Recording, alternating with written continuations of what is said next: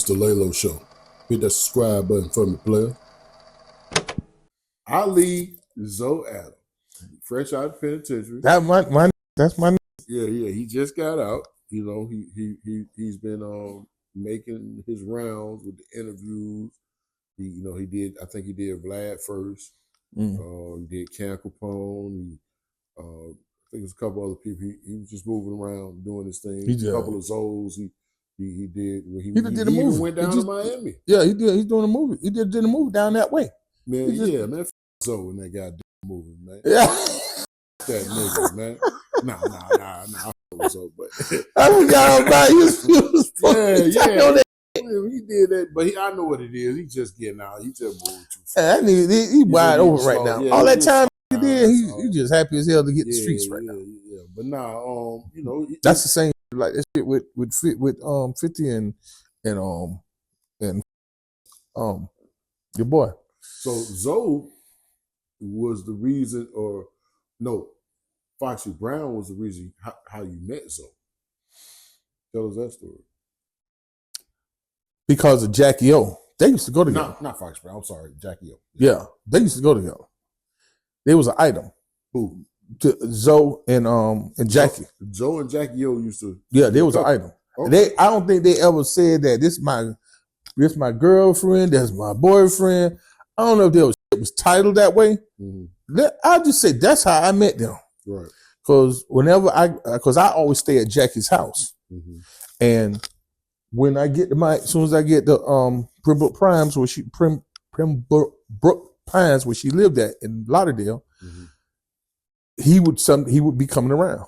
Mm-hmm. He's coming. His Range Rover had the perfect cover, boy. You know that nigga was throwing some cement out there on the street now. Oh, yeah. They ain't on that ride. Them nigga had some bricks going on. Yeah. Boy, but they had the perfect cover. Then they come up that Range Rover, that was packed with motherfucking Jordans. That on the street, Jordans and Air Ones. That nigga giving them shit away, acting like he's selling shit. That was his shit. No. That's how I met him. Oh, okay. And when I met him, me and him, man, we loved each other off real. Like I fuck with your ass. Good. I fuck with you. And the fact that him and Jackie was together, or whatever it is they called that, there probably wasn't no official title to that shit. Mm-hmm. But whenever I go down, that's who he made sure Jackie's straight and all this other shit. And anything doing the show, he tried to help out with shit like that. She needed in particular type of whip. That nigga had the connection with everything. He was, and every time I see him, he needs some kicks, you know. And I give it to you on discount. I was like, yeah, okay, how much with these? Just get at me later. Yeah. That's my nigga. He's making his rounds. He's moving around out here. I'm glad you brought that up. Back on this on our first interview, we had a conversation about him. Okay. And with him, we was all on the same pound with each other in Atlanta in the pen. Yep. So I never ever, and I'm just gonna do a retraction on that, because I never ever knew about him on snitching and all that other shit. We had a conversation, and I said, which was still true, I'm gonna stand by that. Hey, they took bro off the pound. No, and he went somewhere. They did. But I don't know what we don't know what the fuck that shit was about. Yeah. And I said it then, and I wanted to make sure, cause even me and him, when we talked about it, I said, bro, I ain't know what the deal was. You know what I'm saying? I ain't never snitched to nobody. I ain't told nobody. I was like, oh, bro, I said, I ain't say that you told on nobody, nigga. I said you disappeared. Yeah. I don't know what it was. But you know what? You absolutely right, because nobody don't know what that's about. He sent me the paperwork, his paperwork. Now, I don't know if it had anything to do with when he left the pound that time, but he did send me his paperwork when he got home.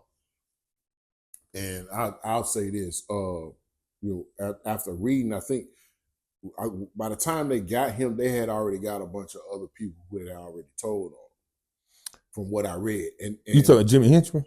Jimmy Henchman? No, shit? Man, nothing to do with Jimmy Henchman, but it was other people, that I already mentioned his name too. So when they grabbed him, and there's a preacher somewhere involved in this or whatever that was money laundering, Yeah. And from what I understand, and this is what Ali told me. He said he was they put him in a cell like right next to the preacher or something, and the preacher owed him like $7 million. The preacher had all his money. He ain't had no money because the preacher had all his money because he was, allegedly, money laundering the money, cleaning it up or whatever. Mm-hmm. And he asked the preacher about the money, and the preacher basically told him.